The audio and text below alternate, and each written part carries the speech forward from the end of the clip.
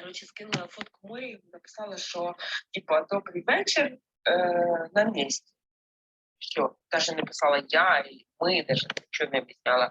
Він не отвечал, и как в 3 часа ночи написал «Привет». Видимо, він прочитав сразу, наверное, с какими-то introductions. Okay, sure. Let me just start. We are just waiting for a few startups, but definitely they will join us very soon. So before we start, let me just introduce myself. I am Bhargav Prajapati, located from the Ahmedabad, India. I have been running the startup studio called the InnoSpire Startup Solutions, which is co-organized by Develop Software Studio and Startup Venture Private Limited. It is a one-stop startup solutions, or you can say startup studio, where all the startup can fulfill the requirement at the one place. So basically, we are working with the software development kind of services. Along with the software development services, we are helping startup with the funding, mentoring, and this assigning the CTO as per their requirement. And I would request to all judges to introduce themselves one by one, and give the little bit idea to all the participation. And after that, we will start with the startup pitches one by one. Thank you.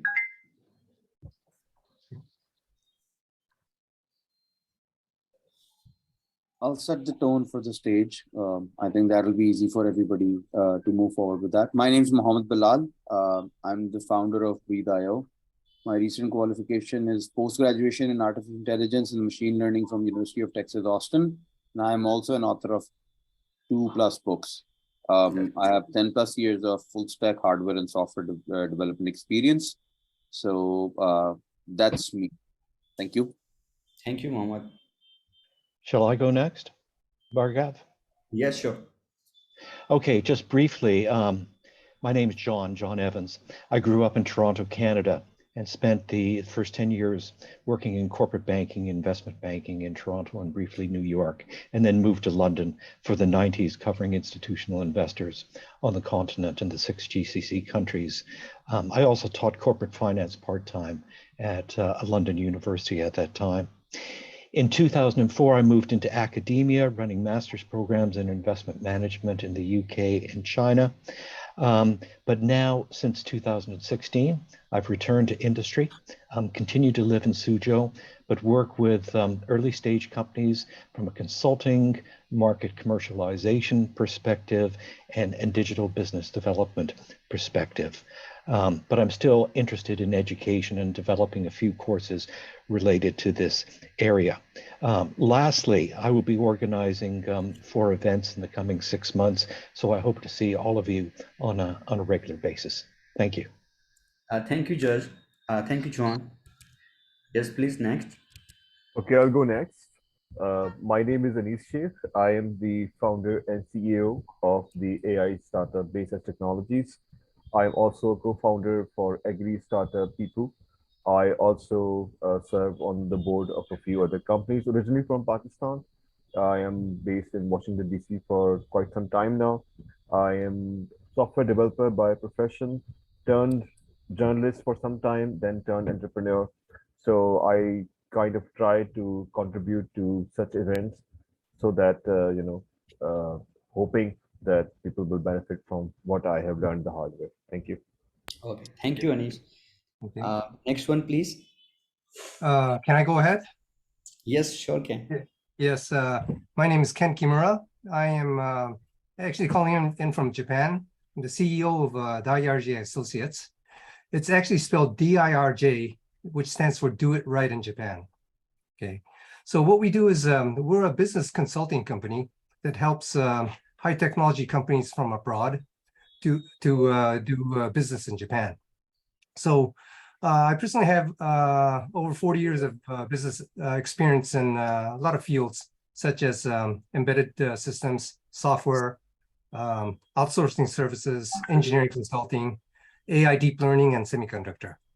Okay, so we've so far supported many companies from abroad, including startups and large established companies who are willing to work with us to grow their business. So, I'd really like to thank every one of you, especially the participants, to become a successful business entity. Thanks. Thank you, Ken. Next one, please. Okay, I go next. Thank you so much today. Hope all your families, friends, staying safe, healthy, and happy, everyone. And great to see Bhagat. Thank you for inviting me. And also, again, please send me the voting link. Yeah, sure. Yeah, thank you. Uh, And yeah, so there's my one name is. announcement. Sorry to interrupt you at this moment. I would request to all judges to just get the quick email from my end. I will just shoot the email from my end right now, and that link you just need to follow for the voting. Okay. Okay. Thank you. Yes, Mr. John, please continue. Yeah, so my name is John Kojiro Moriwaka. I was born in Japan, and when I was 19, moved to Australia, then US, Boston, and the Silicon Valley. Now I founded Silicon Valley Venture 7 years ago. We are advisory for 5 different VCs, including deep tech, medtech, colleague with Peter, R3I Ventures in Luxembourg, and also Cross Capital in Singapore, and a few others in Japan and the US. And we mainly focus on deep tech and med tech. And my family business is selling medical devices in Japan for the last 50 years. And we are also starting a new kind of acceleration program for large corporations for global open innovation, collaboration with deep tech startups from around the world. So let's enjoy today. Best luck to all of you. Thank you. Thank you, John. Next one, please. You can go next. Yeah, sure. Do you hear me? Yes, we can hear you. Hi, my name is Jurgen Krushinger. I'm a principal and founder of Minor Forces, which emerged as a strategy framework a couple of years ago, and then became a holistic thinking boutique advisory dedicated to helping ventures in the consumer technology, interactive media, and digital entertainment sector. And what we do is we assist on strategic initiatives, global alliances, marketing communications, commercial innovation, financing models, and business opportunity development. To myself, I have 30 years of experience working for technology-driven firms, equity investors, media production companies, Hollywood studios, advertising agencies, and rights holders, mostly on a pan-European level, but also on a North American level. And I wish every startup best of luck in this round. Yeah, thank you, Jorgen. Next one, please. Yeah, maybe me. Yeah, can you hear me? Yes, Eddie. Yeah, I'm Eddie Chao. I'm a serial entrepreneur, which work on AI, including reinforcement learning, deep learning, and also in Web3 gaming. Yeah, I'm a co-founder for 6 startups. Yeah, which are doing different things from AI, from gaming, VR, from metaverse. Yeah, our industry mainly involved in education, sustainability, and prop tech, and also retail. Yeah, and I'm also being a different mentors of different associations, including Faster Capitals and also IDF, which help the Russia startup to go global. Yeah, so looking forward to more good startup. Yeah, to being a unicorn, actually. Yeah. Thank you. Thank you, Eddie. Next one, please. Hello, everybody. Greetings from Belgrade. My name is Guy Ivanka. Hi. I'm a finance executive who generally worked with startups, SME and SMB organizations, mostly in developing and managing technology and manufacturing companies with an expertise in financial and operational performance analysis, optimization and management of international tax credits, as well as experience in opening foreign subsidiaries and branches in the region of Southeast, Eastern, and Central Europe.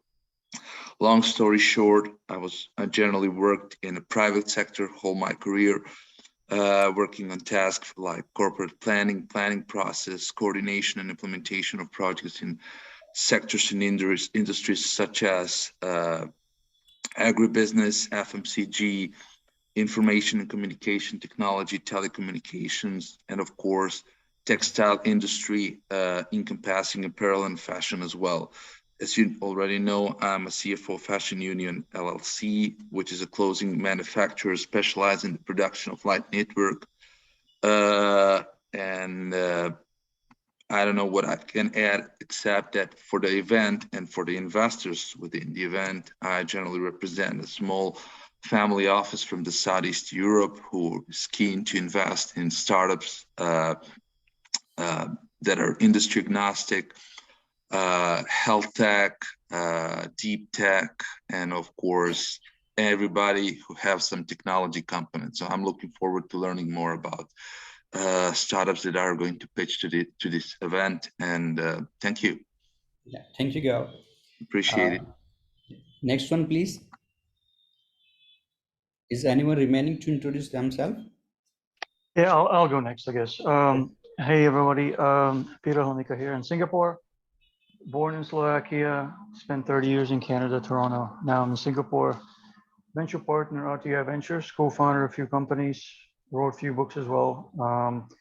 Our venture capital firms focusing on the deep tech, med tech, smart cities. So I'm really looking forward to anything environmental and anything that makes our future better. And good luck to everyone. And really looking forward to it. Thank you, Mr. Vitor. Yes, one. Next, please. Everyone, I'll do a quick introduction. So my name is Abby Slater. I'm a guest of Bhargav, so thank you very much for having me. I'm currently based in Tokyo, Japan, but I'm originally from Boston, Massachusetts, and I'm currently working for a Japanese startup called Kototsuna, and we specialize in multilingual digital solutions to help companies go global. Looking forward to seeing the pitches today. Thank you. Thank you, Abby. To all judges, I just send the voting link on their personal email, so they can just use. I can introduce myself if you just give me 15 sorry. seconds. Yes. Sorry, I was just waiting for the last turn.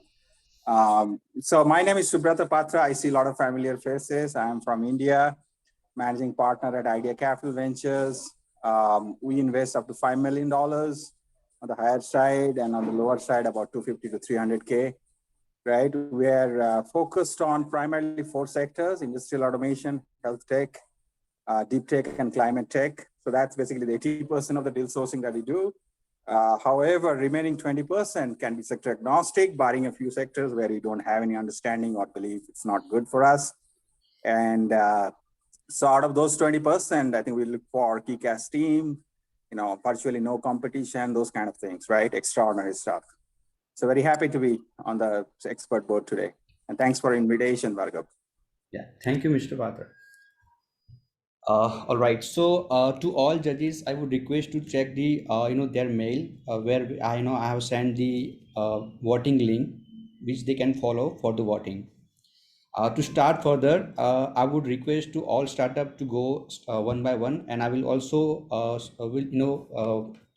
will tell the name of the startup. Then they just need to start the pitches, and each and every startup will have 3 minutes of time to present them startup, as well as they will have 3 minutes of other 3 minutes just to answer the questions of the judges. So sorry, Bhargav, could you send me the link? I have just sent you. Can you please? I haven't received it. Did you receive on your mail? No. I've been checking many times. Let me check it. Send it to Okay, you. thank you.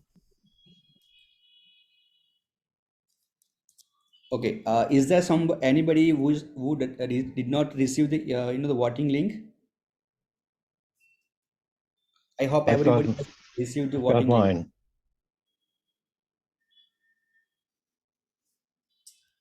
All right. So should we start? All right. So the first startup is I Can Do. We will present their startup among all the judges. Oh, okay. So I will start right away. Yeah, sure. How about the time? It's 3 minutes. I just wonder, is there any sign that I need to start or something? You can just consider 3 minutes of time, Okay. and you can present your startup, and you will have 3 minutes of time to answer the questions from the judges. Okay. Give me a moment, yeah. You can start.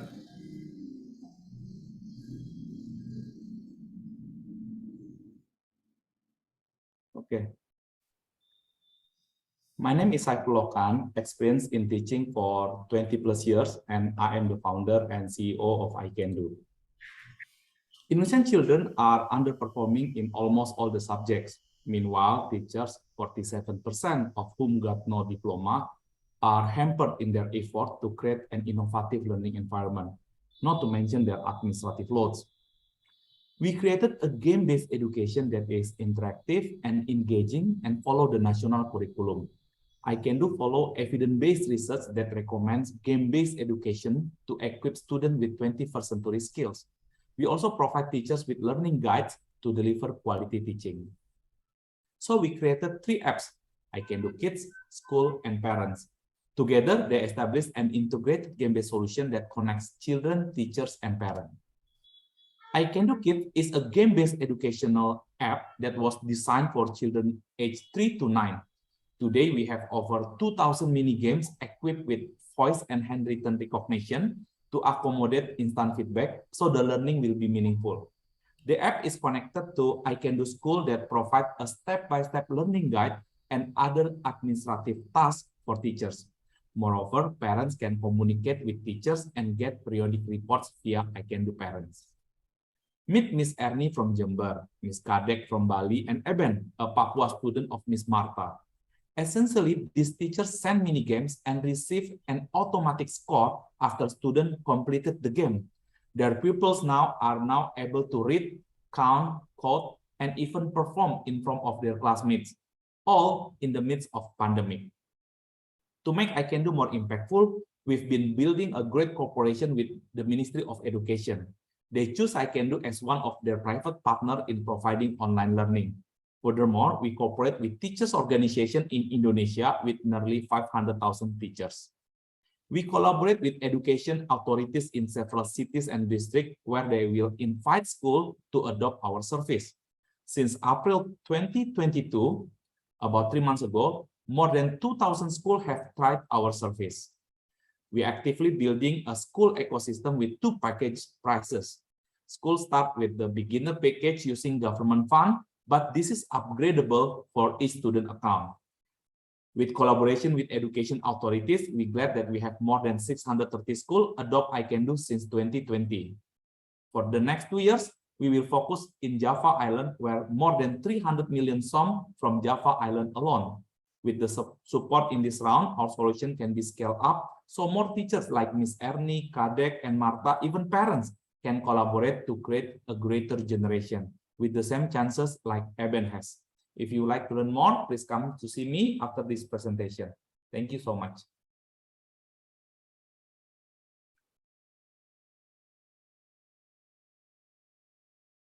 Bhargav, I cannot hear you.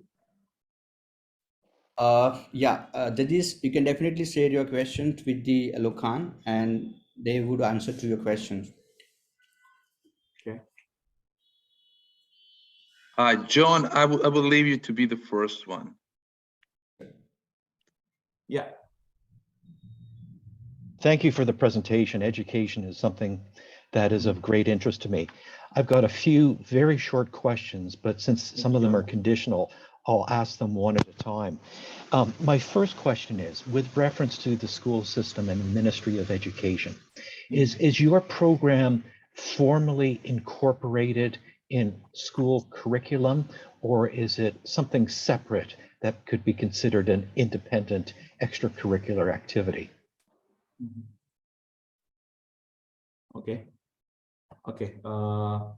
Thank you, John. So actually, we have I Can Do School that used by teachers that is aligned with national curriculum, where the teachers are provided with step-by-step guide, what they need to say, what they need to deliver. and they are able to send the mission or assessment through I Can Do Kids or I Can Do Parents, and then that is the subscription model from parents. So if your question is whether are able to use as a school curriculum, yes, but some school also using it as extracurricular, because besides national curriculum, we also provide English lesson, which is not compulsory, but they can using it as extracurricular. So just to follow up, in some schools, it's a formal part of their curriculum, and therefore success in your program is important for the child's progression in school. Is that right? Yes, yes. Okay, that gives you a lot more barriers to prevent competition, so that's good to hear. What about the assessment side? You've got so many different modules and different elements to that. How do you manage the assessment aspect of the program? Yeah, we are using a game-based education. So the idea was there is no lecturing in our I Can Do Kids, but the experience was games. So students are able to understand the knowledge by discovery learning. So they will experience, they are able to repeat, and after that, when all the hypothesis is correct, so they will get the result, and the result itself will be seen by the teachers. And also teachers are able to send the mission according to the several competences, several skills that required by government, and they will send it. Okay, thank you. You're welcome. Thanks, John. Yes, Chao. Thank you, Bhargav. Really interesting presentation. My question wouldn't be that much of about your business model and way how you do. Generally, would like to know more about your traction. Can you tell us a bit about the volume of your traction, and of course about the revenue that you acquired so far? Okay. For I Can Do School, we just released it this year, so it become integrated start from the beginning of this year. But last year, even though without I Can Do School, we already have a revenue very small, quite small, 800 million rupiah. Yeah, but there is no I Can Do School. So school order to let the students will play our games as their assessment, even though without I Can Do School. I apologize for interrupting. Can you tell me what is the value in euros or maybe US dollars? What is the wave considering the currency exchange? Okay. Yeah. $70,000. Okay. Okay, $70,000. Okay. And then start from this year, because there is an opportunity from several districts and several cities, authorities. So we give it free. So the district authorities, they will invite all the schools in their area to learn about to learn how to using our services. And then because of they practice using our service, and they will get certificate from the government, and we give it free for 4 months until 6 months. And after that, they need to subscribe. They can subscribe our services using government fund, which are sent to every schools, and they are able to use some of it to subscribe our services. Can you tell me a bit more, as you already mentioned to John, about your barriers to entry? Who are your competitors, and what is your differentiation strategy? Maybe I just want to make sure when John mentioned about the barrier, we know that the first barrier was this is education. People don't like to learn, yeah, especially when learn and then must to pay, they don't like it. That is why to avoid that barrier, we make it games. And the second one, we using school as our influencer. For example, I don't like to wear black shoes, but I wear it anyway because it's compulsory from school. So why we want to tap in the school ecosystem? Because when the school using it as the school program, every student is compulsory to using it. That is the idea. And then no need for school to pay for it, even though the administration we provide the administration tools where they are able to print and then submit all the government required materials automatically until report card, and it's free. And because it's free, they are using it from attendance until sending report card. So it's quite difficult for them to not using it for next school academic year.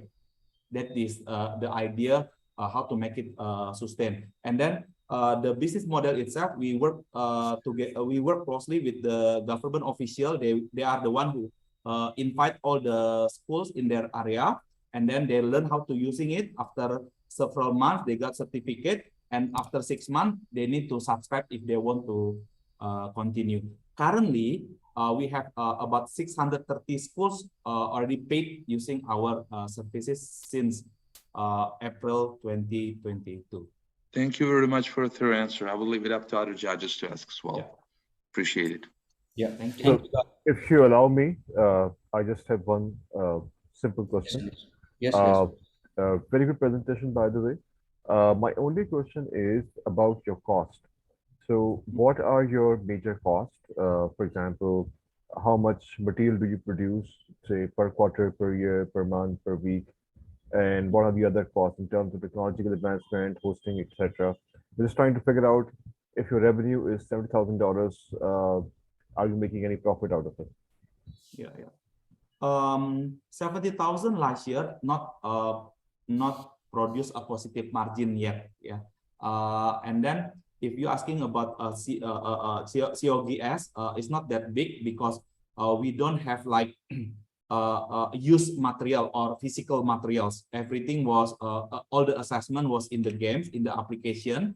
So there is no COGS, but the cost was for human, for a salesperson, for adoption team. So it's become if you're asking about the daily monthly operational is about 25,000, $20,000.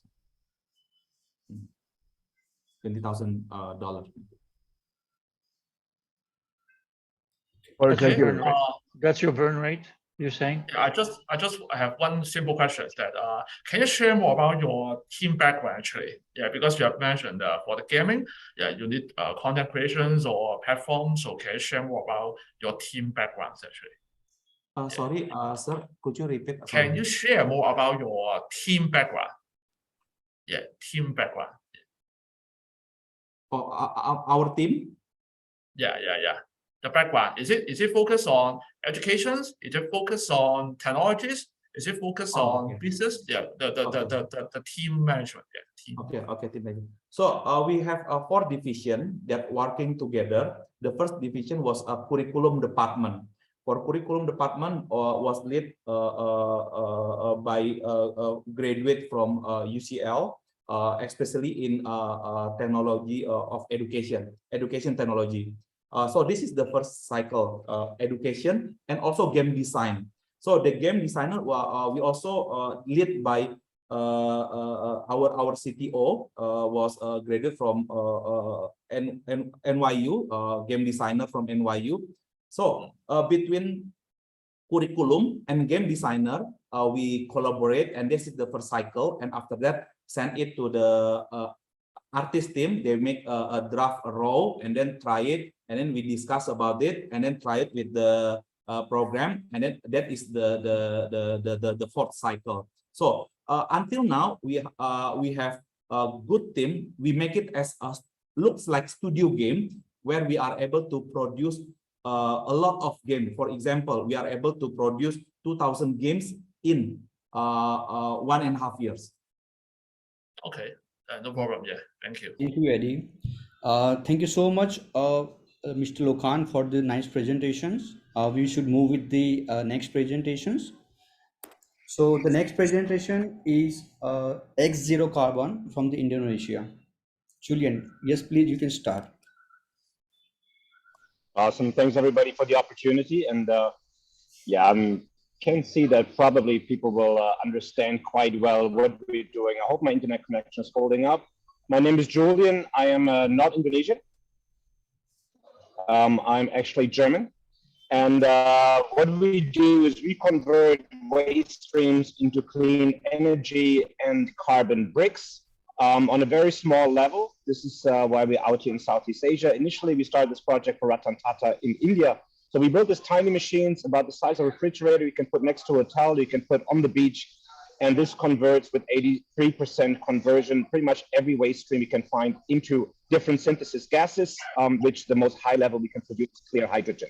So we're doing applications here in Southeast Asia at Udayana University. We are literally taking the household waste, take the recyclables out, put it through this little machine, replace natural gas and run it into a power generator. And the only waste stream becomes a brick. And at the same time, we just got a big contract, and this is why we're out raising funds. Turns out we're the only company in the world that can produce really clean hydrogen on a small scale economically from waste. So we're just selected by the French government, the lead contract for the Paris region, to convert the waste streams, which includes horse manure, municipal solid waste, and other crap, and convert that into clean gas that replaces Russian imported natural gas. So that's pretty cool. We're mainly a German team, have been at this for the last 17 years, got 100 government grants, voted Fast Company's most innovative energy company in 2018. So we've been doing this for quite a while, but we see ourselves really as an impact company. And this is why we're out here in the villages, in the decentralized regions, in Sumbawa, for example, Indonesia, where we really have all these waste streams that are currently not treated. And instead of treating it, ends up all in the ocean, creating a problem for everybody.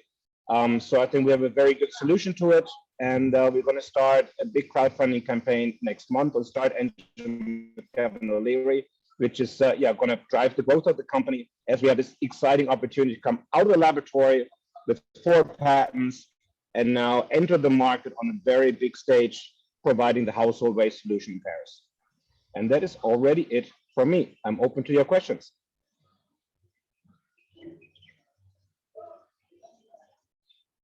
Bhargav, you're on mute. You can see the raised hands, right? Yes, Mr. Peter, you can start. Okay, so I'll go first. Hey, Jolene, good to see you again. Good to see you. Please follow up with me with the pitch. So I have only 2 quick questions. One thing is, why are you here? What are you looking for? And First of all, I love the pitch. Sorry, okay, go ahead. Go ahead. No, I love the pitch. And again, we're looking for global partners. I mean, more than capital right now.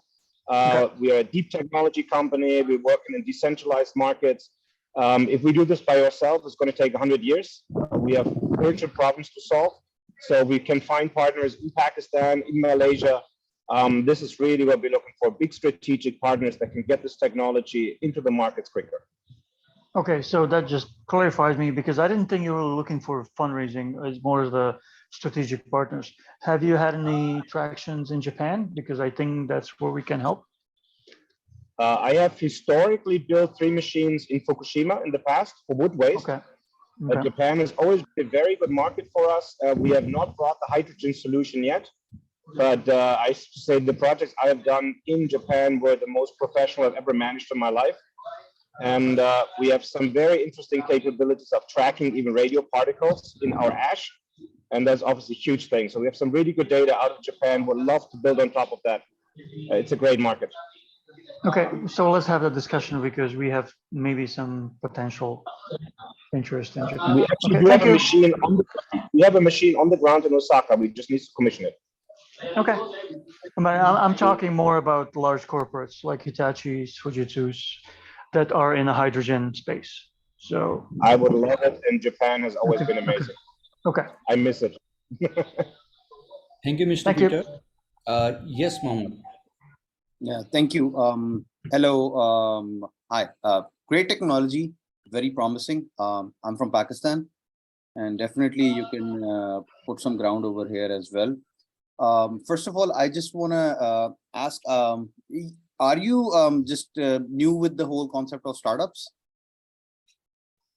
No, we have been initially a startup funded by China Perkins in 2006. So we've been doing this for a while. So, but we still see ourselves as startup because we're really just out the lab. Okay, because you know the thing that was you have a very promising technology, and the thing that was missing over here was a proper pitch deck in which you're able to better communicate, because there's a format to it in which everybody understands that. So if it was there, it would have been very beautiful in regards to what you have done right over there. Take it as a comment. No problem. Judgment, okay? I'm happy to share with you. I've been raising funds for like 20 something years. It's a complex technology. It has a huge potential. We actually initially designed this machine for Ratan Tata personally to convert farms' household waste into clean energy. It goes pretty deep. Happy to share more information. Pakistan would be an amazing market for us. Sure, get in touch, and a little bit sprinkler of IoT on top of it would actually do wonders for your machine as well. And I can help you with that. And personally, I just recommend just go with the pitch deck format. If you need help with that as well, I'll share you my pitch. I'll share you some reference pitches as well, and just go it in accordance to it. There's a lot of references online because it's gonna be like you're acing all the acing everything. Okay. Right. And yeah, just one last more question. You said it's gonna convert these carbon bricks and as well as gases as well. So it's doing two things at the same time, right? Mm-hmm. Yeah, it's about 95 to 5% gas to solid. Okay. So we mainly produce gas. We don't produce any oil or tar.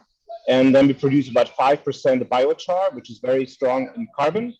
And that can be used as a fertilizer if it's really clean biomass, which we don't have here. We're using municipal solid waste. So we're using it for outdoor building bricks, eliminating the need of cement, which is great. And at the same time, storing the carbon for hopefully generations to come. I personally think if I could share with you data where air pollution and smog sort of areas are more those zones that have, so you might be able to geomap which areas more require your machine and which areas don't in that regards. Maybe it's just a perspective over here. We just need to connect. I'll share my LinkedIn. Do connect me on LinkedIn. Let's talk. Okay. But this is, I said, the crop burning is where we started. We have the same issue in Indonesia. You know, when we built our first project in New Delhi, it was about 50% of the air pollution came from crop burning. We do have a viable solution for it. Perfect. This is what we built it for. Let's connect. Thank you. Awesome. Thank you, Mohammed. I really appreciate it. Yes, Anish, you can start with your question. I actually have seen this pitch before. I don't quite remember where, maybe at John Hopkins. I'm not sure, but yeah, I've seen this pitch before. One comment, just like Bilal, I'm also from Pakistan, and I think you will have a huge market over there. The second thing that I want to understand is your product. Do you have to customize it for each case, or is there something that is available off the shelf? The machine that we're testing out here needs some adjustment in the feeding system. Let's say it's different if it's sewage sludge or if it's wood pellets, but the reactor itself never changes. So in real life, you know, you have different waste streams every day. You know, you might have food waste on Monday, you might have biomass on Tuesday, you might have more plastics on Thursday. This reactor pretty much eats everything. And that's based on our IP that allows us to, you know, have a very high temperature process that breaks almost all carbon combinations. And at the same time treats the clinkers so we don't have any clogging of the reactor. So far, everything we have thrown at it, rice, straw, sewage sludge, has made it successfully through the reactor. Excellent stuff. Congratulations. Well done. Thank you, Anish. Does any judge have any question? Pardon? Oh, sorry. Does anybody have a question? Yes, I have one question. Can you explain to me your business model? Yeah, very good question. So it might be a small machine, but it's still a highly complex thermochemical reactor on the inside. So we're not really looking at selling units. We're working with larger industrial customers right now, like Lufthansa, Tata, where we're actually the operator. So our business model is to build and operate for customers. So we're saving the money on waste treatment. That is actually the biggest revenue driver. We're saving the money on replacing fossil fuels, and we're getting from South Pole as an exclusive partner carbon credits. So these are our three income sources that we then split between the owner, in that case, which is still us, and the producer of the waste that needs us to provide a service. So we do usually 10 to 20-year contracts. I see. One more question. What is your running cost for your equipment? Like on an annual? It's, as I said, we have the capex at the beginning, which is you know, the big burden. The operational cost of the machine is simply its maintenance. We don't use diesel generators anymore, so that's dropped quite significantly. The ongoing electricity needs per unit is minuscule. It generates everything we communicate as net output. Then we charge for a service contract because all the machines are remotely managed from Germany. So this is a service we actually charge for. If something goes wrong, like in Indonesia, this is why I can, as CEO, run the machine. Because if something goes wrong, somebody in Germany sees, hey, there's something off in the process, and they fix it. So it's a running cost mainly for services. Okay. Okay, thank you. Thank you, Ken. Thank you, Julian, for all the nice presentation and answering all the questions. We are just moving with the next startup. That name is from Malaysia. And yes, Mr. Sultanur, you can start.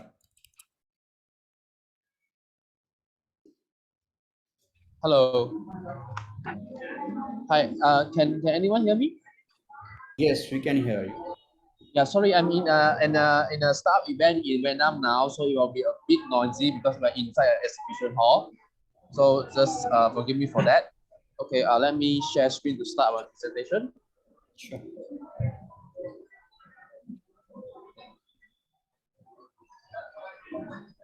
All right. So everyone can see my slideshow? All good? Yes. Yeah, okay, all right, let me start right now. All right, hi, I'm Tenley from Asl Box. We are from Malaysia, and what we are doing is we are helping the offline retailer to understand their market, their sales, and who are their customers, the demographic throughout the sales by using our seamless plug and play QR e-receipt solution. It's a device like this. So Asl Box came with three segments. The first one is the QR paperless device that's plug and play to any ready e-POS system in the market, and it's a QR cloud-based image file for the customer to scan and download, and it's going to reduce the paper usage and of course the operating cost. And the second segment will be the big data analytics, which means that because we're able to capture the item list on the receipt, and also we can get the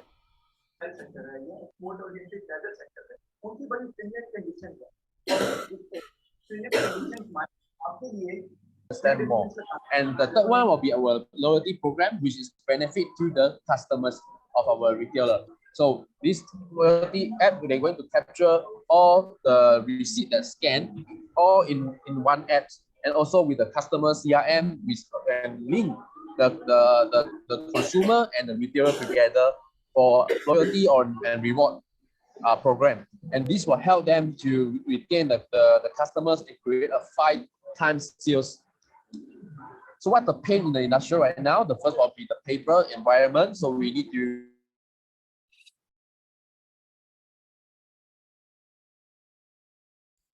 Your voice is breaking up.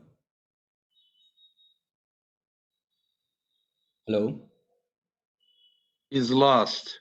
Don't hear him. I don't think everybody else is not hearing him as well. There it's gone.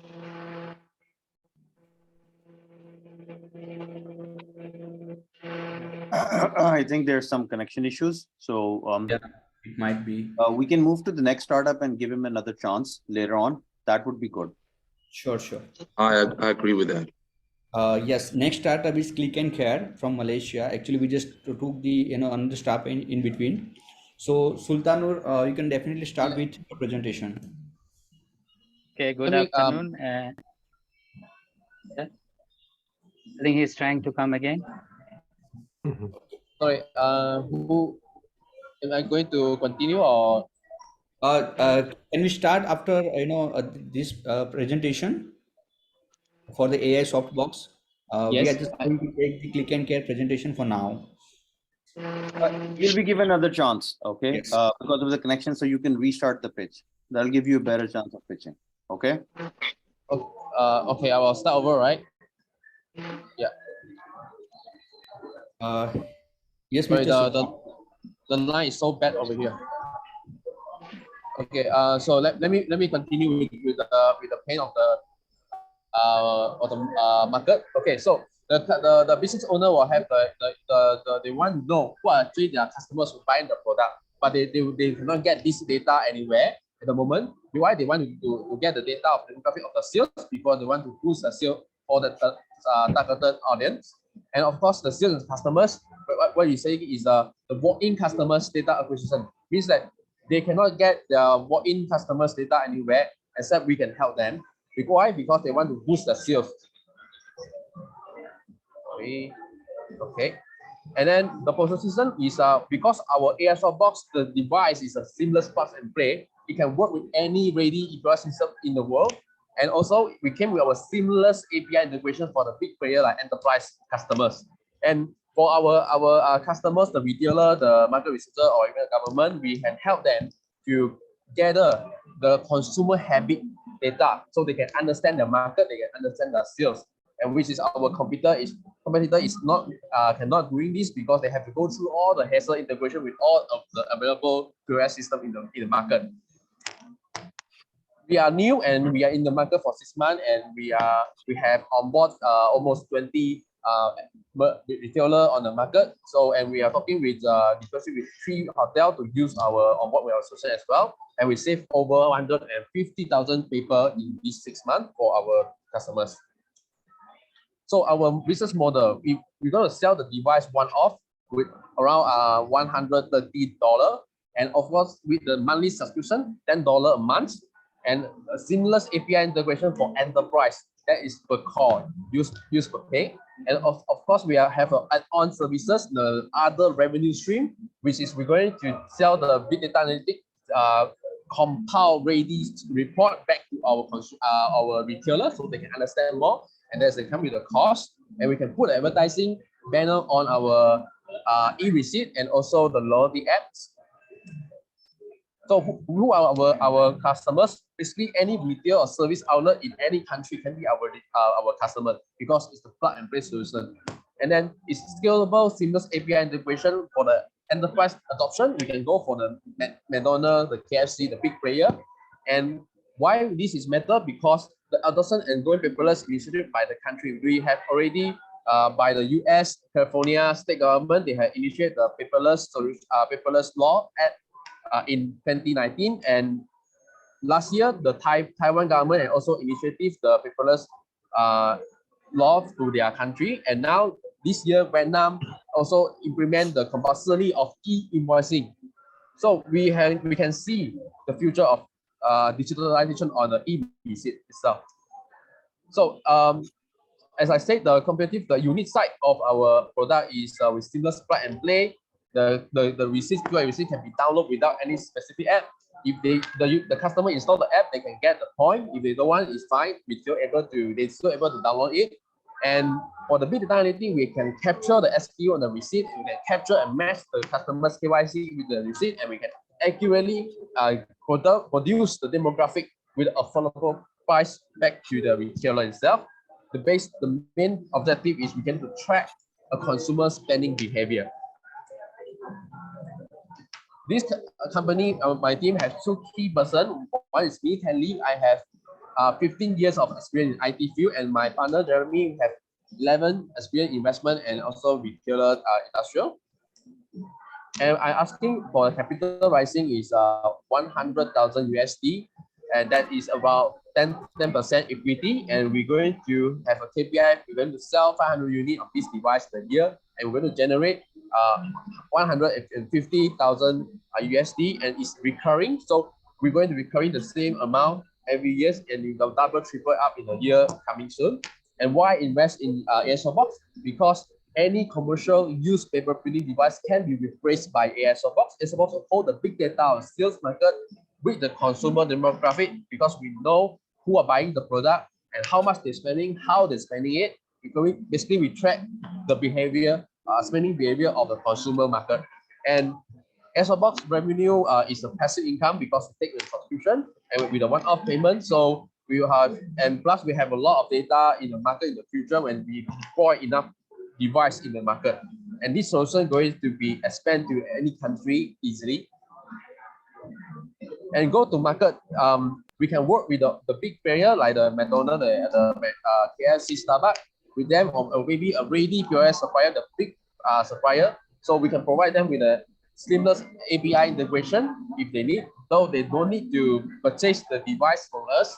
They can plug the ready API together with the system. And we are going for door-to-door cold calling for a small outlet. We will implement a free trial plan so everyone can adopt this solution easier and willingly.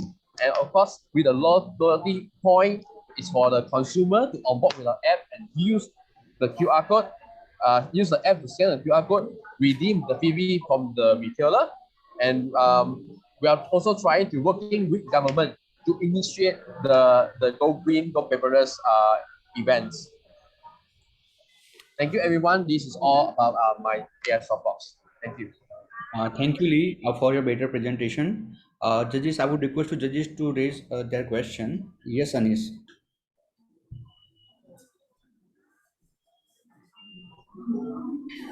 Anis, you can start with your question. Thank you for the presentation. The one thing that I wanted to ask is about your AI software. You say that you help companies knowing their customers. How do you do that? How do you pull specific information about the customers who are visiting the website? Okay, so about the customers KYC, because you have two methods. Once, if the customers install our loyalty app and is using our loyalty app to scan the receipt, that is how we get the KYC. KYC means know your customers, their age, their gender, and etc. etc. Let's say the customers did not scan the receipt using our loyalty app. We're going to put a tiny survey form on the e-receipt itself. So the first time they scan the QR code, they redeem the e-receipt, we're going to ask them, what is your name? One question. After a few times of using the e-receipt again, we ask another question, how old are you, and so on and so on. So after a certain of time, we're going to gather all the information that we need on that particular phone. So this is how we capture the consumer information. Is it your assumption that the customers are going to answer those questions, or do you have data to back it? Okay, we can do it this way. First of all, why they are using the loyalty app? Because they want to redeem the freebies. They spend more, they get more freebies, right? So for those who doesn't install the loyalty app, they will get e-voucher as well. So every time they fill in the questions, then they can redeem something from the shop. So what the benefit from the shop is, we help them to create a returning customer back to them.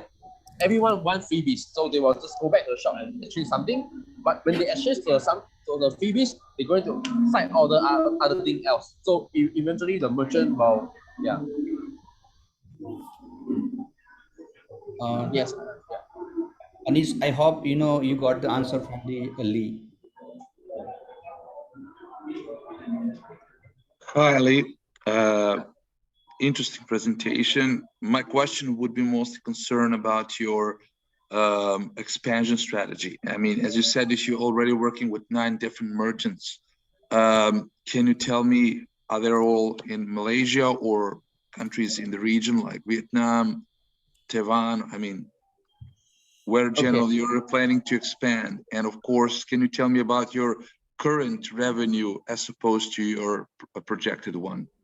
Okay, we are still new. We are less than a year, and in the past few months, we successfully onboard 20 of the merchants. Most of them are food and beverage, F&B, industrial, and we aim to expand to the whole Malaysia. But there's a challenging part because, to be honest, the people have to be educated. That is the entry point. But for a country like Taiwan, Vietnam, US, California, because of the government has already initiated this paperless solution. They force their students, they're forcing, not encouraging, and their residents to go paperless. So for this country, we will have a better chance to enter. And we are not making any revenue now because most of our customers that are on board, we're giving out free trial because we need numbers on our belt and also test with the market, whether are they people using it, are they willing to use it, how stable is our product. So far after a few months, we have got a very positive feedback on that. Thank you for the clarification and for providing me the detailed answer. Appreciate it. Thank you, Gayo. Yes, Mr. Chao. Okay. I'm curious about one thing, in that in the retail industry, the receipts you're referring to are, to my mind, an output of the general payments process. Now, in most of the countries I know, payments are provided by big financial institutions, MasterCard, Visa, local banks, or whatever. And they're the ones providing the payment capabilities for all of these different retail outlets. Would it make not more sense, instead of approaching the individual retailers, to approach the large payment providers, which are probably serving hundreds of thousands of customers, to get them to convert on a larger scale? We have the planning to work together with this big guy, but it will be challenging without a right connection. That's why we do it parallel. So in the same time, we try to connect with these big guys, like just how you say, the bank or the payment terminal company, who already have a bunch of customers. And we're also doing door-to-door sales, like we're going to pitch the owner door-to-door, means shop-to-shop. So we do it parallel, but our major aim is try to get the big guy to on board with us or cooperation with us, so we can move faster rather than go to one shop to one shop. Thank you. Thank you, John. Does anybody have any question? Okay, so should we move with the next startup? Okay, so the next startup is Click and Care from Malaysia. Yes, Mr. Sultanur, you can definitely start your presentation. Can you just disconnect the other presentation? Lee, can you please close your sharing screen option? Okay, yeah. Yes, please start. Thank you.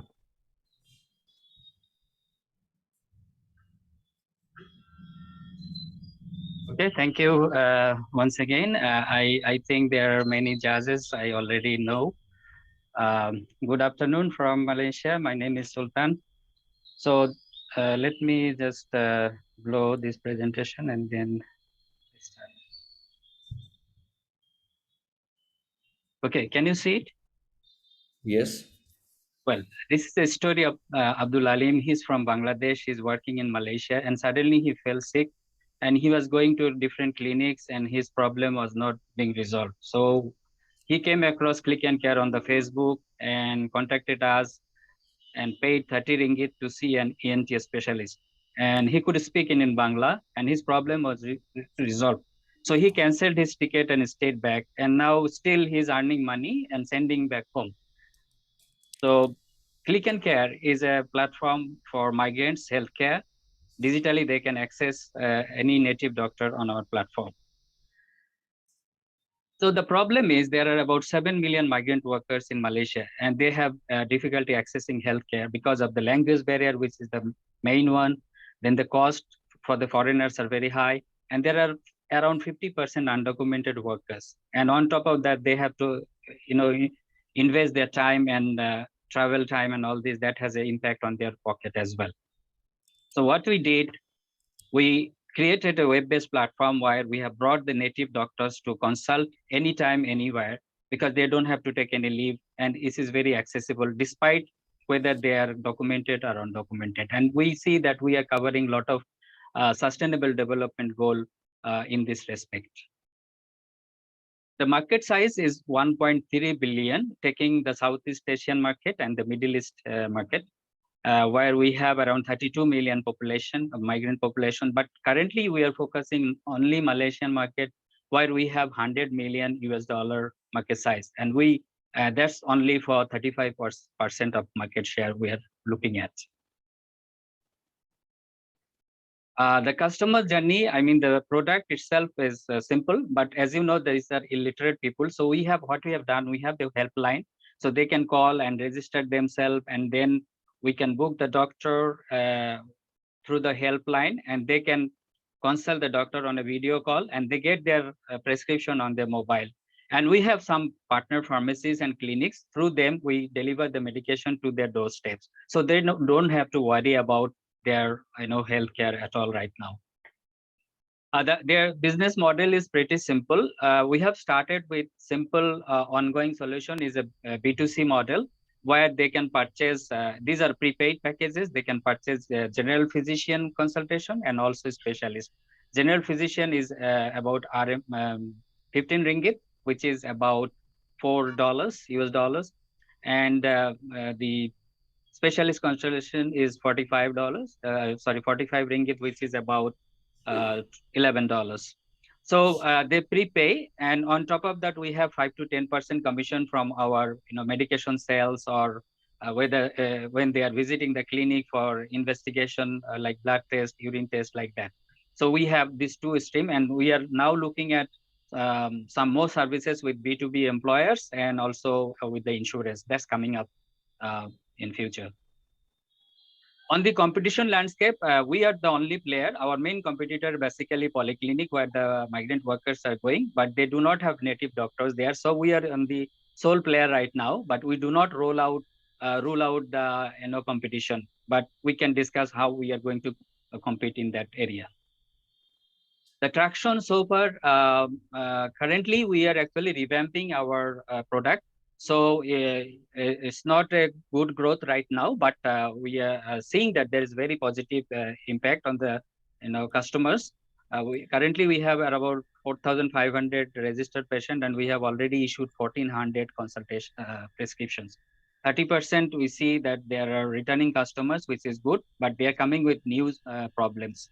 And we have surveyed during our accelerator programs different times, and we have seen that 70% want to get the service from us. We are now focusing more of offline and online marketing both. And as you know, there are a lot of e-wallet remittance big players, so we want to ride on them. So our focus is now to ride on them, because the e-wallet and remittance players have big customers who are actually migrant workers. And also we would like to tie up with big corporates, because they have a lot of employees in their portfolio. So we are now focusing both digital and physical, so to go forward. Going forward, to make differentiation, we'd like to introduce EQIC, so they can scan their passport or ID, we can get the data, and also introduce IoT, because the vitals are very important. And also we are in discussion with the test lab, mobile test lab, which will be shortly, will be after the revamp of our product, we'll be introducing that. And also we would like to introduce micro insurance and buy now, pay later sort of things, which will help them to get the product easily. We have a very seasoned team with 100+ years of experience. Myself, Sultan Reza, I hail from Bangladesh, and I was one of the pioneers to introduce telehealth in Bangladesh in 2006. And since then, I have been also rolling out in Myanmar, in Telenor. I've been working there for a long time, and I have expertise in this ICT for development area. My co-founder, Mir Rashid, also has quite extensive experience with business development and micro insurance in Bangladesh. And the technology person, Dr. Sadat, he's also my alumni. And he has been in Malaysia for a long time and working with machine language and big data. And the domain expert, Dr. Samir, also working here in a hospital. And he's been serving for 14, 15 years with the migrant as well. So we have a very solid team, and we understand our business. In fact, these people have built the magnificent infrastructures all over these countries like Singapore, Thailand, Japan, Malaysia. So it's time to give them back. They have given their sweat. So let's give them something back, and let's make a difference. So anybody who wanted to join us, you are welcome. We can even talk offline. Thank you. Thank you, Sultan.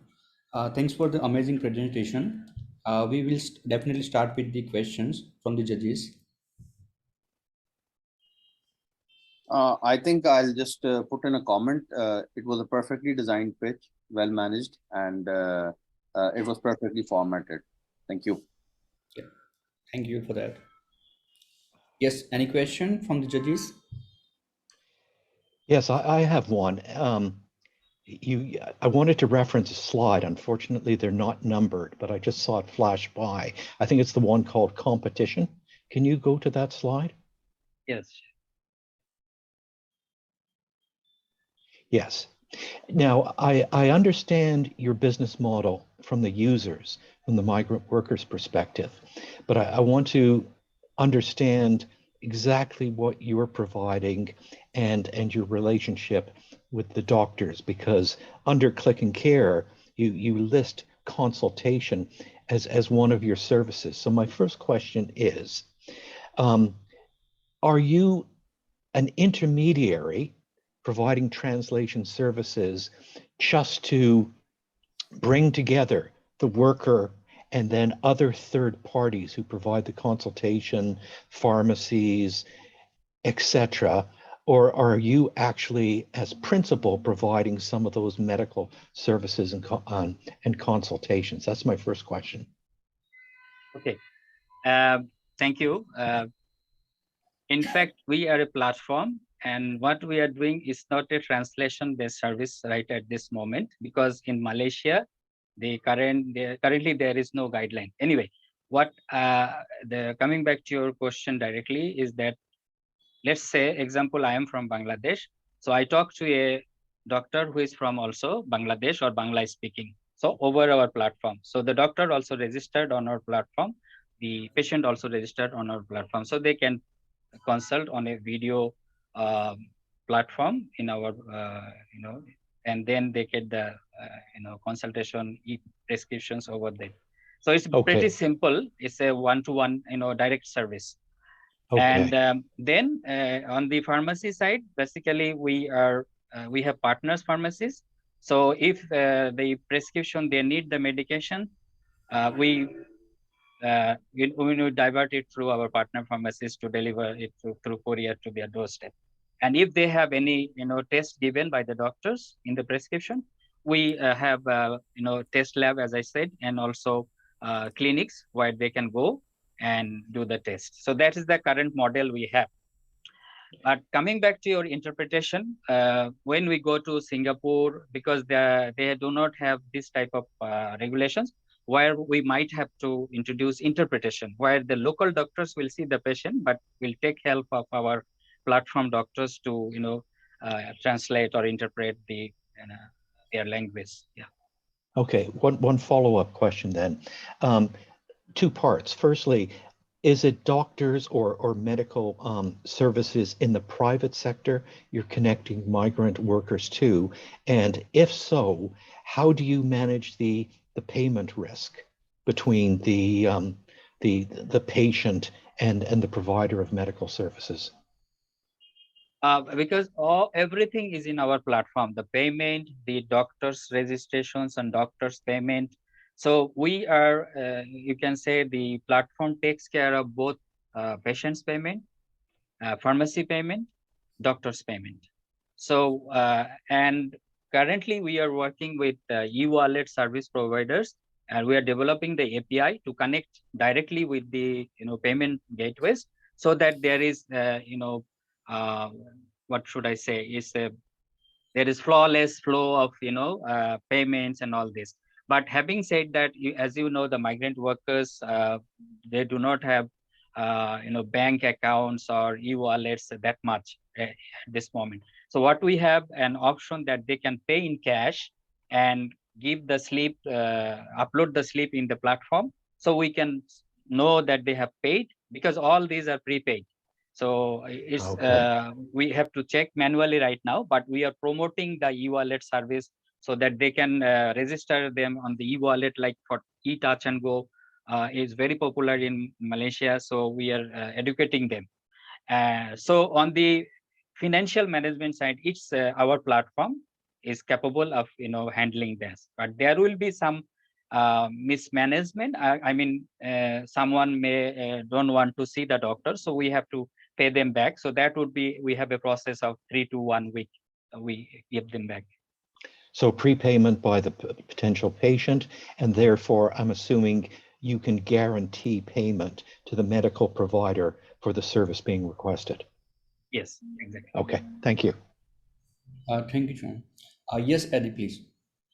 Yeah, I would like to raise more about technologies areas. Yeah, because you have told me in Q4 you have conducted in AI or machine learning.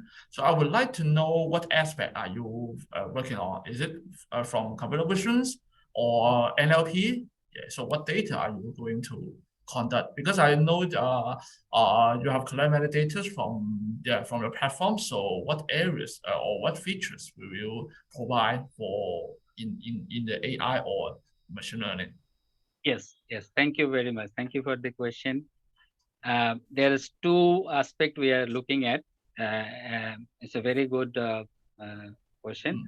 That, you know, the diagnosis for the patients are very important, and language barrier is the main issue when to have the right diagnosis.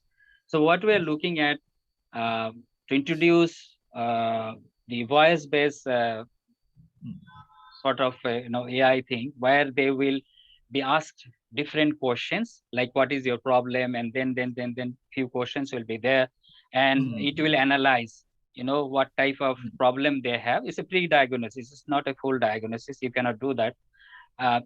And then we will suggest, okay, it seems the AI will tell them, okay, you have to see a cardiologist because you have this problem. So, and then automatically the cardiologist panels will come up, and he or she can choose which doctor they want to see, depending on the currently we have fixed prices. Maybe going forward we'll have different prices so that they can choose the doctors on their own. So that would be one of the aspect. And also, you see, these people cannot read.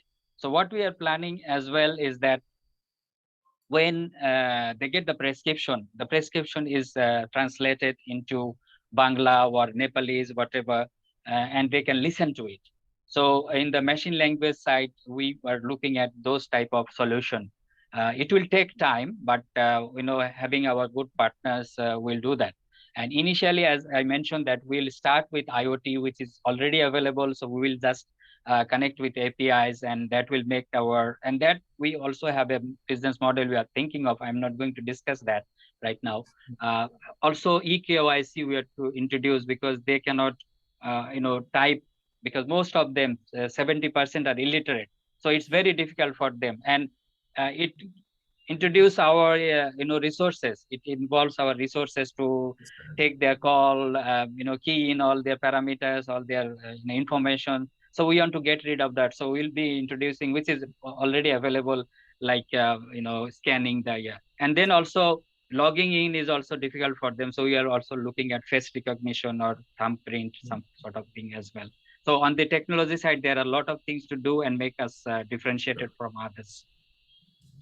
That's a good idea also. Yeah, because you have mentioned about the matching for different doctors and also recommendations for the courses and the matching. So it is quite useful actually. Yeah, but for other parts, maybe the IoT may not be too equivalent. Yeah, maybe you need to think for the whole strategies on how to implement the AI, including the IoTs and also other platforms. Yeah. But I still think it's good. Yeah. Thank you. Thank you, Eddie. Thank you, Sultan, for the detailed answer of the questions. Does anybody have any questions? Crazy John is there? Yes. Oh, he has left. So he used to call it Crazy John. We were in a JICA program. Yeah. From Japan. Yeah. I'm here. You're here. How are you? Good. How are you doing? Fine, thank you. All right. Okay. So, have you done with the presentation and the question answer? Then we can move ahead with the next startup. So the next startup is Refocus from Indonesia. Yes, Roman, you can definitely start with your presentation. Hi, everybody. Thank you very much for inviting me. So yeah, my name is Roman Kumar Vyas. I'm serial IT entrepreneur. I have 2 exits, and right now my main focus is Refocus, that is currently based in Indonesia and in the Philippines.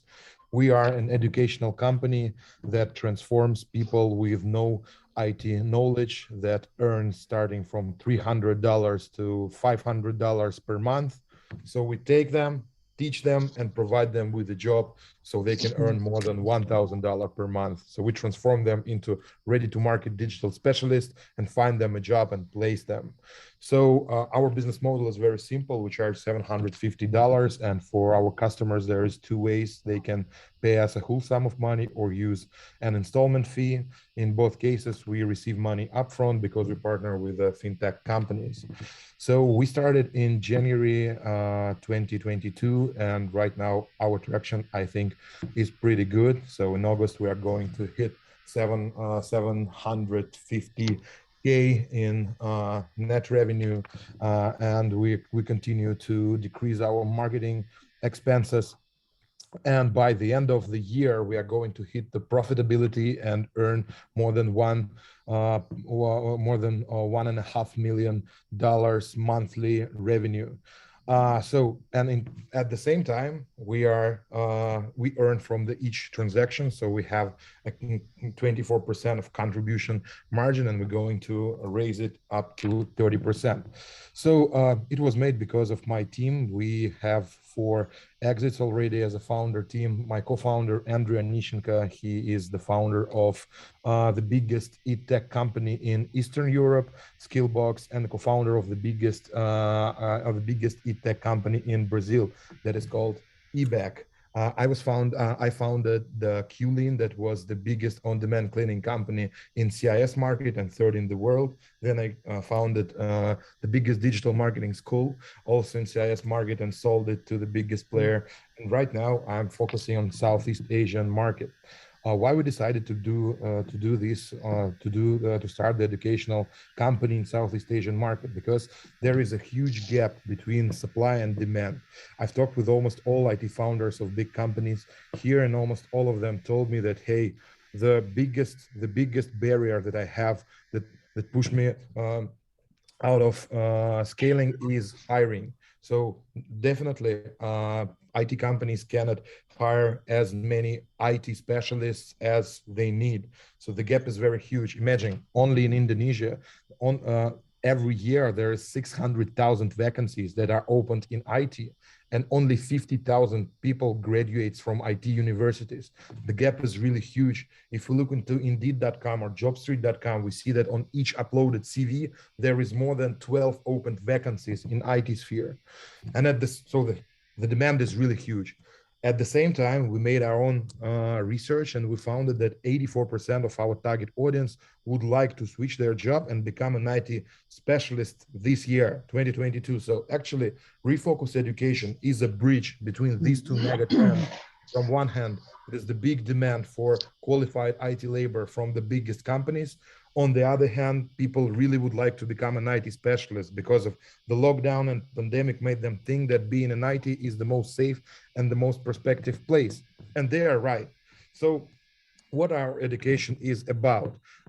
Before developing our course, we went to the biggest IT companies in the region and asked them what kind of skill set do they need from our students to become from our graduates to become their employees. Based on that, we developed our course path. How we developed our content. Inside our company, there are learning experience designers. These are people who are experts at andragogics, a science of how to educate adults. And then we bring persons from Tokopedia, from Traveloka, from Lazada, from Taxi Maxim, from Grab, and so on as our speakers. So they work together to create the content that make an up-to-date workers. And at the same time, we have the quality control that is based on the independent experts from the market who make a bullshit detecting of our course and ensure that we prepare the ready-to-work specialists. And from the second month, people not only study, but they are working on on the project. So basically, they do the same thing that they do on a daily basis on their future job. Data analysts work with data sets, digital marketing managers start their own campaigns, and so on. It allows us to bring to the market ready to work specialists. We also care much about support, because my personal view is that if we surround our customers with love and support, it will differ us so much from any kind of educational experience they have in Southeast Asian market. And after a person finished all his modules, completed all tasks, done all homeworks, he transferred into Career Center. And the Career Center is internally built department where we teach people how to do mock interviews, how to upgrade their CVs, how to present themselves, how to do the interviews, and so on. Basically, we are responsible for getting a job for these kind of people. Now, our roadmap for next 5 years is launching in Malaysia, Thailand. Right now, we are #1 in the Philippines. We are going to become the #1 e-tech player in Indonesia by the end of 2023. In 2023, we're also going to launch Vietnam, Thailand, and maybe Malaysia. In 2024, we are going to launch the tier 2 company of Southeast Asian region, then go to Middle East, then go to Africa. And by 2030, we are going to hit the IPO. We're going to hit the IPO and become the #1 digital university in the Southeast Asia. And in next 10 years, around 1.5 billion people will lose their job because of automatization and robotization. So we are going to be the company that will re-skill them and bring them new opportunities to a job. And our mission is, first of all, to upgrade the people lifestyle, because we transform people with $300 per month salary to $1,000 per month salary. That's a huge difference for this region, because these people definitely stop surviving and start living. And at the same time, we are going to educate more than 1 million people in next 7 years. It is a huge injection into digital economy. It's like the 100 Gojeks. So these people will be responsible for building digital economy of Indonesia, Malaysia, Vietnam, and the Philippines for the next 5 years. So that's all, guys. Thank you very much. We are backed by Singapore, Philippines, and Hong Kong funds right now. If you have any question, please kindly feel free to ask me and add me in the LinkedIn. I will post it in the chat. Thank you very much. Thank you, Roman, for the nice presentations. I would request to judges to raise the question as soon as possible and just ask short questions. In case if you have some detailed discuss the things, you can definitely reach out to directly to the startup owner. Yes, Mr. John. Thank you. And thank you for numbering your slides. It's just a real little point, but it's a big point for me. Thank you very much. 2 questions that are independent, and I'll just like both, because I've been involved in development of curriculum and academic and professional training. And I know to make a good curriculum or good content, a lot of work has to be done. So my first question is, who and what are the resources that you have to create all of this content? My second question is that you're basically, one thing I found in the education space is it's really hard to create barriers to entry. If you grow your business, how do you protect that franchise? There's a lot of big search firms with lots of money. There's lots of Ivy League universities with billion-dollar trust funds. That's my second question. How do you protect this business against competition? Cool. Thank you very much, John. So answering the first question, we have our internal learning instructional designers. These are people who know how to educate the adults. So they know how to build the educational process. And then they communicate with the speakers from the tier 1 IT companies, such as Grab, Gojek, Traveloka, Tokopedia, and so on. So for example, for our data analyst course, we take the head of analytics at Grab, connect him with our learning experience designers, and together with him, they created an educational path Then they upgrade this educational path, the educational journey, with a lot of homeworks and projects that we also take from big companies. So based on that, people work on the project during their education. So we need to be sure that the skills are built. So, and the building the skills in data analysis and in digital marketing is a process in which you should do a lot of practice, do a lot of homework, and constantly receive feedback. So this is what we do in our educational course. And that's why it differs us very much from the universities, because in the universities you just like listening lectures, attend the seminars, and so on. So there are no project-based education. Only, I mean, in maybe tier 1 universities in the US or sort of that. So that's why we take, basically we are.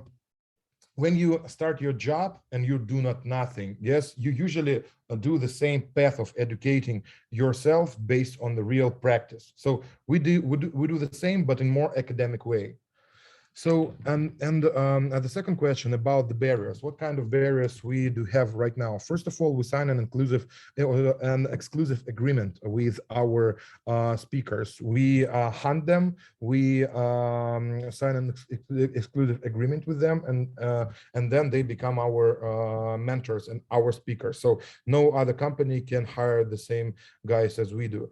The second thing is that we invest into the brand marketing a lot. Well, right now we started doing a lot of free courses, so the person can like make a free trial and understand what our product is about. And the third thing is that before the end of the year, we will have more than 1,500 people graduates from our courses, and we are going to reach 95% job placement rate. So we created more than 1,000 cases of job placement, like the success stories of our customers, and we will use it everywhere, starting from media to Facebook advertising, TikTok advertising, and so on. So each person in our target audience will know that Refocus is the educational startup that really provide people with a job. So this will be like one of the biggest barrier. And the third thing is that we're starting working with government today to receive their support, so we can also dive into the more mass segment, and we think that it also can be our competitive advantage. And the fourth thing is that we came from the market that is like around 7 years ahead in terms of marketing. So, and we see our competitors' marketing strategy, and we understand that our team is much more experienced than theirs. So this is I guess the fifth barrier. Thank you, Roman. Yes, Eddie, please. Thank you. Okay, yeah, thank you. Actually, yeah, among your whole presentation, actually the variety is very large, actually, from research, from application, from projects, from IT talents. So because there are so many varieties, actually, so how can you keep control the whole variety? Because I know nowadays many universities that focus on research and then to provide more talented or the disruptive technologies. Yeah, and but for the career job, actually, they more focus on projects or application levels. Yeah, so how can you control those great variety of the whole curriculum? Sorry, could you please repeat your question? I mean, do you ask about how we control the quality of our education? No. Because because I'm first maybe because I'm a professor before, yeah, and also I've launched my education actually, but because for career actually it provide more skill set from full stack, from React Native or full stack or machine learning for more skill set. But for for research areas, they are more doing on more research papers. Yeah, study more research papers. So because there are the standard and the level is very different from research paper or the techniques, just a full stack or metaverse or NFT technologies. So because there are so many, the level is very quite diverse actually. So actually, we are not focusing on NFT, metaverse, and some other industries that are on hype right now. We're focusing on data analysts, web developers, full stack developers, digital marketing managers, web designer, business analysts, and financial analysts. So there will be our maybe next step. So we do not want to cover it right now. Yeah. Oh, that's good. That's good. Oh, thank you. Yeah, I understand more. Yeah. Yes, Mr. Peter. Yeah, Roman, just the one comment. Next time you go pitch, change your background. It's quite annoying to look at the animation, and a milking a robot, I don't think it's appropriate. But anyway, I honestly see your business model as an upskilling. As I think John said before, any of the universities that had a good recognition with the IT and technology can increase the number of students. And I bet you the students will go there and not to you to get the degree and the certificate and diploma. So I think it's more of an upskilling and to give them the maybe necessary skills that they may lack after the graduation, or maybe a specific courses on specific technology or IT. Then don't forget, there's a lot of countries that focusing on IT, India being one of them. And, as you know, a lot of countries are importing educated people from IT. So I know what you're saying about government support to create their own in-country employment and all that stuff. But I still, if I can recommend, this is more of an upskilling as opposed to an education. I know that in Southeast Asia, you don't need a certification to be an educational institution per se. That may change too, but I just agree with the comments that were made that there's a very little barriers of entry. Any IT professional can basically launch it tomorrow, and it's all come down to the traction and connections that you have, or guanxi, should I say, to get you into forefront as opposed to back in the pack. Okay, thank you, Pete. First of all, we're not upskilling platform, we are reskilling platform, and we do not compete with universities. Our target audience is people starting from 25 up to 40, 45 years old who already finished college or universities. They do not have well-paid job and they would like to switch their job and become an IT specialist. So we do not compete with the universities on this field. That's the first comment. So, and we're reskilling platform. We take people with zero IT knowledge and transform them into the IT specialist.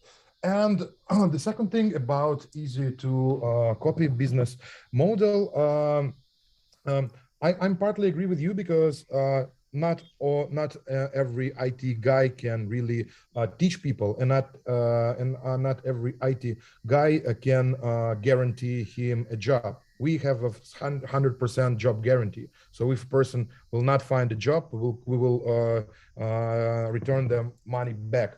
And so that's the difference. We take the responsibility for job placement. I just want to jump in quickly. Refocus. I just want to tell you that whenever somebody expresses their opinion or comment, like the previous judge just did, it's just how he understood how you portrayed the information. He is right on this context because that's how he understood while you were pitching. And you might be right on your end because there might be an information lapse that might not be transferring over there. So we have to find a way in which a judge is able to understand you, and you have to find a way in which you're able to make it generally understandable to everybody.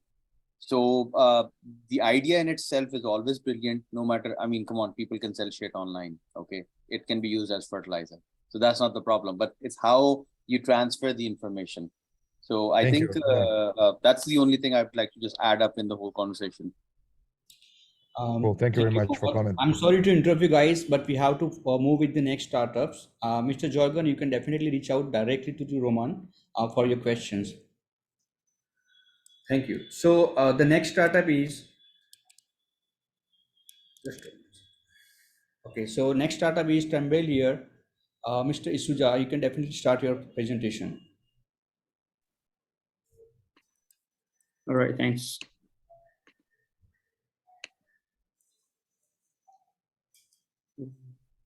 Yes.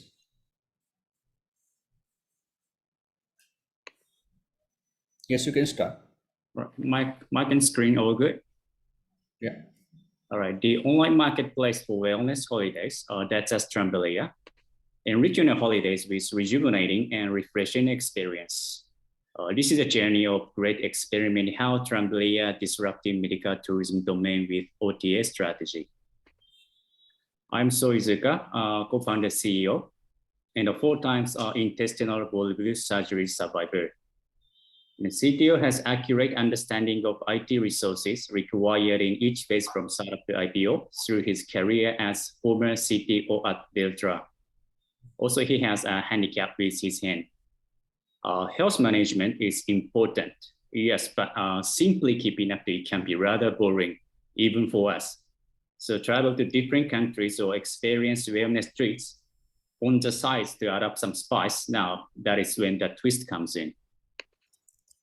As travelers or remote workers, it's headache to arranging routine medical and beauty treatments whenever, wherever they are in the era of work from anywhere, in terms of language, price transparency, service quality, and international patient friendliness.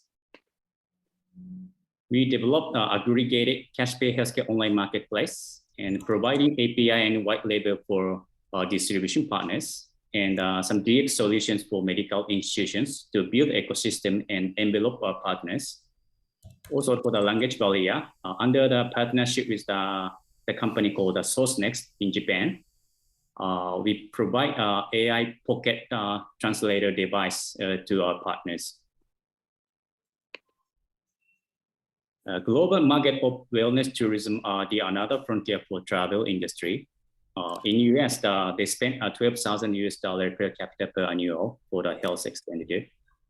Yes, it's huge potential there to bring them into travel industry as ancillary revenue with OTA strategy and technology. Let's talk about numbers. We take 10 to 40% commissions from service providers. And what I want to highlight today is that our GMV has increased significantly last 3 years. We are creating a future that people are visiting wellness institutions for their well-being at travel destinations as new experience habits. And we foresee that in 5 years' time, on super app of Uber, TripAdvisor, or Airbnb, and hotel, airlines, OTAs, our API solutions will be integrated with them to supply thousands of our unique wellness travel inventories, such as teeth whitening, beauty IV drips, yoga, Ayurveda, Chinese medicine, hot springs treatment, or the Shojin meal experience. Those something good for your health. And we have signed MOU with Malaysia Healthcare Travel Council and the Ministry of Health Malaysia to promote medical tourism inbound as official digital partner. And pandemic surely opened the eyes that prevention is crucial, and transforming health management into entertainment remain our mission. And it's about time we reconceptualize health management to the next level for sustainable development goals. Thank you.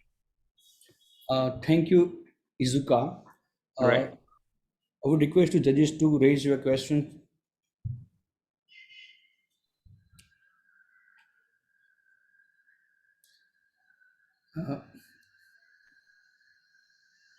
Yes, John, please. Yes. Okay, I don't want to hog the conversation, but if there's a pause, healthcare and education are the 2 areas that I focus on. 2 quick questions. Any particular areas of the healthcare that you're focusing on? I mean, is it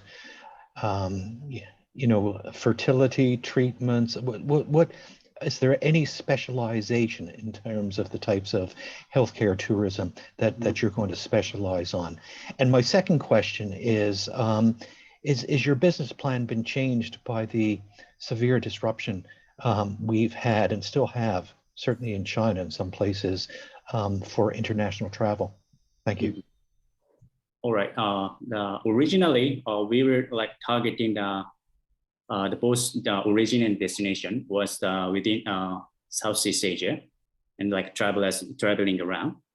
But for the treatment type wise, we were targeting for the casual treatment, which is not related to the very serious surgeries or the critical illness or something like that. So we are more focusing on like a preventive medicine part, including the cosmetic.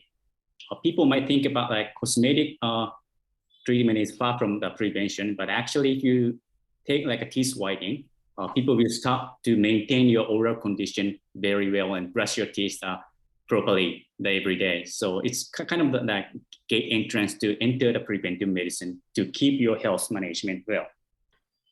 And second question was the pandemic things, right? Yes, one of the biggest hit to the industry was the travel industry, as we're sort of one hand inside. So during the pandemic, we carefully captured the demand and from the organic transaction through our previous transaction, and we had enough time to capture where it would be the best combination of the origin and the destination would be, and those numbers were all like organic growth. So since we captured the demand organically, we will start the specific marketing to the certain region in the travelers. I hope I answered the question. Thank you, John. So thank you. I would request Mr. Peter, I would request to raise your question directly to the Izuka by through the LinkedIn or something like other way.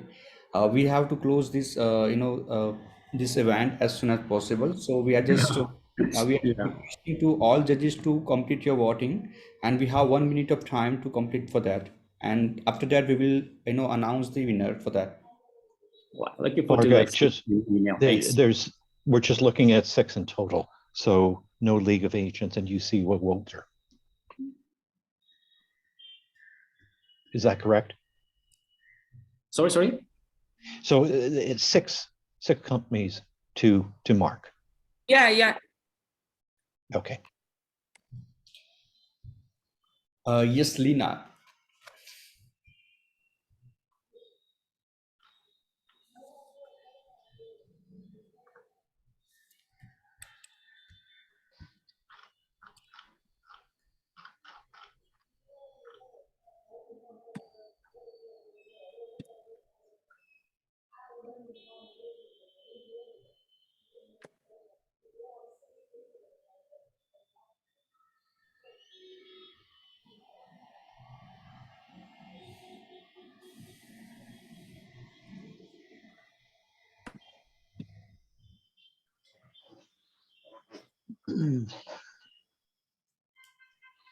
I thought we were still 10 minutes. But anyway.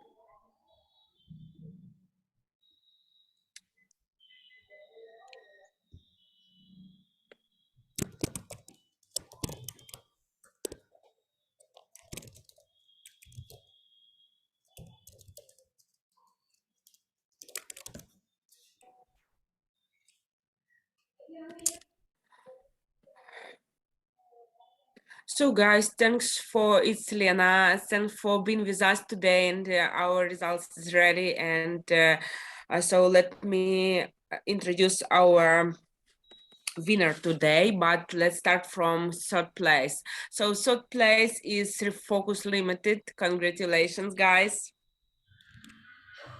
Your applause, please. Hello. Thank Do you hear me? Thank you very much. Yes. Okay. So the second place is Click and Care.